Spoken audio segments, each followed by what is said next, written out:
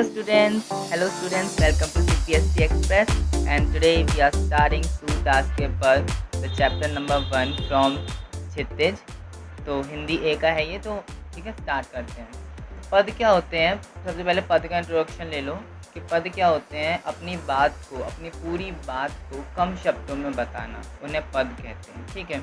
और बहुत ही ज़्यादा वैसे वर्ड का खतरनाक वर्ड का यूज़ करना, वो पद होते हैं। तो पहले के जो कवि थे, ऑब्वियसली आप सभी जानते हैं, कवि जो होते हैं वो ऐसे ही डिफ़िकल्ट वर्ड्स का यूज़ करते हैं। जो कवियाँ होते हैं, जो लेखक होते हैं, जो कवि होते हैं, वो अपने शब्दों के समुद्र में खोकर अपनी पूरी बात लिख देते हैं। कम शब्दों में बहुत बड़ी बात लिख देते हैं, ठीक है। तो उन्हीं में से एक कवि हैं हमारे, जिनका नाम है सूरदास। सूरदास जी का कवि परिचय है यहाँ पे। सूरदास जी मैं आपको अभी बताऊं तो सूरदास जी जो थे वो कृष्ण प्रेमी थे, जैसे कि तुलसीदास, कालिदास, मीराबाई, उन्हीं की तरह वो भी कृष्ण प्रेमी थे। वो क्या थे कि कृष्ण के गीत को गुनगुनाते रहते, गाते रहते, दिन भर उन्हीं के बोल बोलते रहते थे।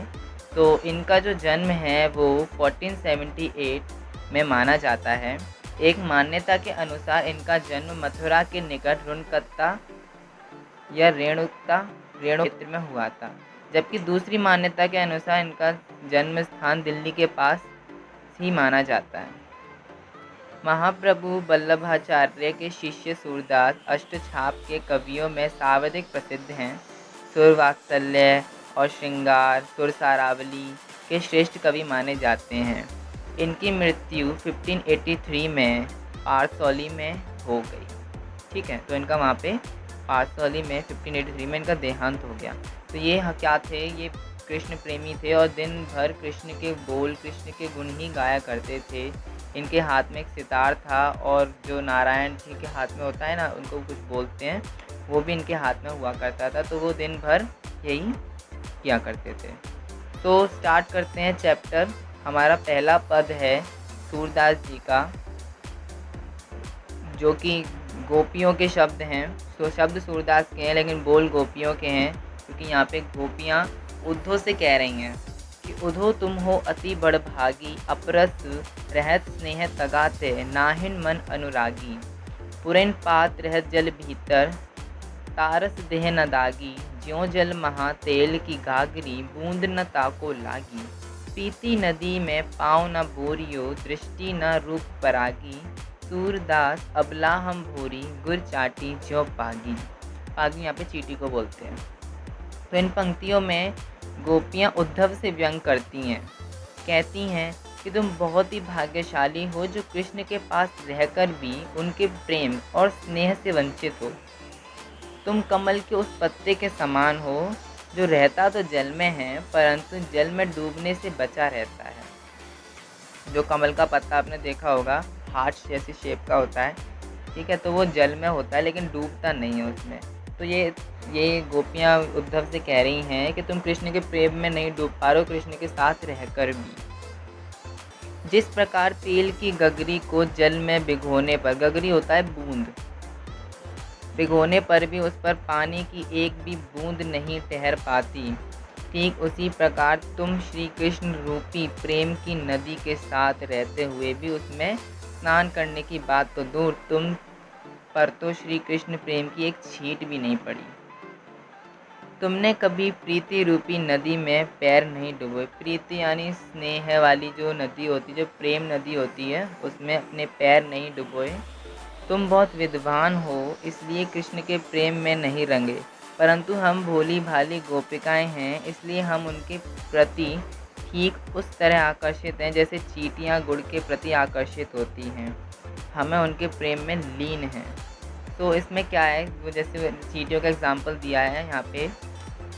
जो चींटियां होती हैं, जैसे आप गुड़ होता है ना, ब्राउन कलर का होता है, जो चीनी से ज़्यादा मीठा होता है। तो इसमें क्या है कि गोपियाँ उद्धव से कह रही हैं कि जैसे चींटियाँ गुड़ के प्रति आकर्षित होती हैं, हम भी कृष्ण के प्रेम में इसी तरह आकर्षित होते हैं।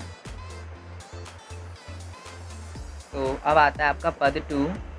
इसमें है मन ही मांझ रही है, कहिए जाई कौन पे उद्धव, नाही परत कही, अवधि असार आस आवन की, तन मन बिथा सही, अब इन जोग संदेशनि सुनि सुनि बरहिन बिरह दही। चाहती होती गुहारी जितहि ते उड़ते धार भई। सूरदास अब धीर धरई क्यों मर ज़्यादा ना लही। तो फिर इन पंक्तियों में क्या है, इन पंक्तियों में गोपियाँ उद्धव से कहती हैं कि उनकी मन की बात मन में ही रह गई, वो कृष्ण से कह नहीं पाई। वे कृष्ण से बहुत कुछ कहना चाहती थी परंतु अब वे नहीं कह पाएंगी। वे उद्धव को अपने संदेश देने का उचित पात्र नहीं समझती हैं और कहती हैं कि उन्हें बातें सिर्फ कृष्ण से कहनी हैं। वो उद्धव को नहीं बोल सकती, उन्हें मतलब प्राइवेसी ही रखनी है, तो वो उद्धव से नहीं, उन्हें वो बात सिर्फ कृष्ण से कहती है। वो उद्धव के ज़रिए उनको संदेश नहीं भेज सकती, किसी और को कहकर संदेश नहीं भेज सकती। ठीक है, तो वह कहती हैं कि इतने समय से कृष्ण के लौट कर आने की आशा को हम आधार मानकर तन मन हर प्रकार से विरह की ये व्यथा सह रही थी, ये सोचकर कि वे आएंगे तो हमारे सारे दुख दूर हो जाएंगे। परंतु श्री कृष्ण ने हमारे लिए ज्ञान योग का संदेश भेजकर हमें और भी दुखी कर दिया। हम विरह की आग में और भी जलने लगे। विरह की आग होती है, जैसे एक सॉन्ग है जिसमें लाइन्स हैं कि वीरहा की ज्वाला, तो इसमें भी है कि विरह की आग में हम भी जलने लगे। ठीक है, तो ऐसे समय में कोई अपने रक्षक को पुकारता है, परंतु हमारे जो रक्षक हैं वही आज हमारे दुख का कारण हैं। हे उद्धव, अब हम धीरज क्यों धरें, कैसे धरें, जब हमारी आशा का एकमात्र तिनका भी डूब गया। प्रेम की मर्यादा है कि प्रेम के बदले प्रेम ही दिया जाए, पर श्री कृष्ण ने हमारे साथ छल किया है, उन्होंने मर्यादा का उल्लंघन किया है। यहाँ पे क्या है, यहाँ पे गोपियाँ कृष्ण को गलत साबित कर रही हैं, ऑब्वियसली ये सही है। ठीक है, तो उन्होंने क्या है कि कृष्ण चले गए थे तो गोपियाँ इंतज़ार करते रह गईं, तो वो कह रही हैं कि उन्होंने हमारे प्रेम की मर्यादा का उल्लंघन किया है, क्योंकि प्रेम की मर्यादा है कि प्रेम के बदले प्रेम ही दिया जाए। तो उन्होंने, कृष्ण ने क्या, उद्धव के ज़रिए उन्हें ज्ञान का संदेश भेजा है। ठीक है, अब आता है आपका पद 3। तीसरे पद में है, हमारे हरि हारिल की लकड़ी, लकड़ी नहीं लकड़ी, मन क्रम बचन नंद नंदन उर, यह दृढ़ करी पकड़ी। जागत सोवत स्वप्न दिवस, निसी कहना कहना जकरी, सुनत जोग लागत है ऐसो ज्यों करई ककरी। सूतो बयाथी हमको ले आए, देखी सुनी ना करी, यह तो सुरत नहीं से सौंपो जिनके मन चकरी। ये थर्ड लाइन में, आप फोर्थ लाइन में देखेंगे ऊपर से करई ककरी मतलब होता है ना, बहुत कड़वी खीरा, कड़वा खीरा होता है, तो उसको करई ककरी बोलते हैं। ये मैंने कहीं सुना, अपनी मम्मी से सुना था ये मैंने, मेरी मम्मी गांव वाली है ना।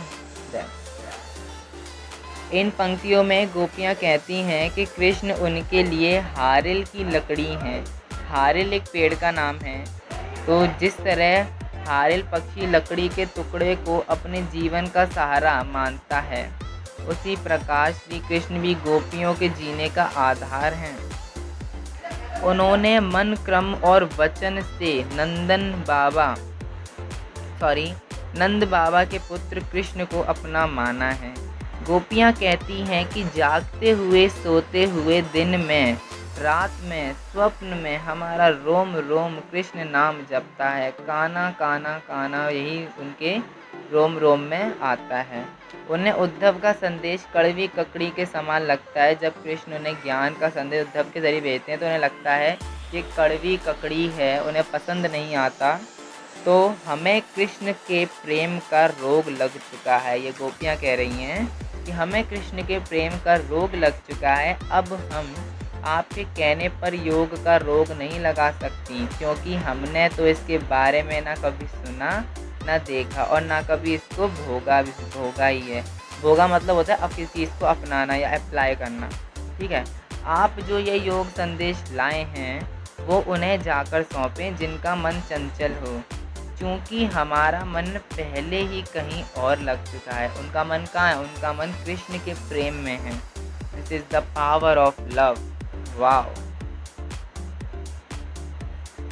हरी है राजनीति पड़ी आए, समुझी बात कहत मधुकर के समाचार सब पाए। एक अति चतुर होते पहले ही अब गुरु ग्रंथ पढ़ाए, बड़ी जुद्धि जानी जो उनकी जोग संदेश पठाए। उदो भले लोग आगे के परहित डोलत धाये, अब अपने मन फेर पाइए चलत जूं होते चुराए। ते क्यों अनीति को आपुन जे के अनीति छुड़ाए, राज धर्म तो यह सुर जो प्रजा न जाहि सताए। तो अब इसका मतलब है, क्योंकि लास्ट लाइन बहुत ही ज़्यादा इम्पोर्टेंट थी, यहाँ पे एग्ज़ाम में भी आएगी, मैं अभी पूछूंगा, ठीक है, यहाँ पे मेंशन कर दूंगा कि गोपियाँ कहती हैं कि श्री कृष्ण ने राजनीति पढ़ ली है। गोपियाँ बात करती हैं, व्यंग पूर्वक कहती हैं कि वो तो पहले से ही बहुत चालाक थे, पर अब उन्होंने बड़े बड़े ग्रंथ पढ़ लिए हैं जिससे उनकी बुद्धि बढ़ गई है। तभी तो हमारे बारे में सब कुछ जानते हुए भी उन्होंने हमारे पास उद्धव से योग ज्ञान का संदेश भेजा है। उद्धव जी का इसमें कोई दोष नहीं है, ये भले लोग हैं जो दूसरों के कल्याण करने में आनंद का अनुभव करते हैं। गोपियाँ उद्धव से कहती हैं कि आप जाकर कहिएगा कि यहाँ से मथुरा जाते वक्त श्री कृष्ण हमारा मन भी अपने साथ ले गए थे। यहाँ से मथुरा जाते वक्त श्री कृष्ण हमारा मन भी अपने साथ ले गए थे, उसे वे वापस कर दें। वे अत्याचारियों को दंड देने का काम करने मथुरा गए हैं, परंतु वे स्वयं अत्याचार करते हैं। आप उनसे कहिएगा कि एक राजा को हमेशा चाहिए कि वो प्रजा की हित का ख्याल रखे, उन्हें किसी प्रकार का कष्ट नहीं पहुंचाए। वही राजधर्म है। राजधर्म क्या है? प्रजा की रक्षा करना, प्रजा के दुख दर्दों को समझना और उनकी जो नीड है, जो ज़रूरतें हैं, जो उनको चाहिए, उनके दुख दर्दों को सुनना और उनको पूरा करना। तो यही एक राजधर्म है। तो वो मथुरा कहाँ गए थे? अत्याचारियों को दंड देने, लेकिन वो स्वयं अत्याचार कर रहे हैं क्योंकि वो गोपियों के प्रेम को नहीं समझ रहे हैं, उनके प्रेम का उल्लंघन कर रहे हैं, उनके प्रेम की मर्यादा का उल्लंघन किया है। तो चैप्टर गाइस यहीं ख़त्म होता है। सब्सक्राइब का चैनल। थैंक्स फॉर वॉचिंग, और मिलते हैं अगले नए लेक्चर के साथ, नए नोट्स ट्यूटोरियल के साथ। तो ऑल द बेस्ट गाइस, पढ़ो लिखो, bye bye, and subscribe the channel. And thanks for being our CBSE Express members.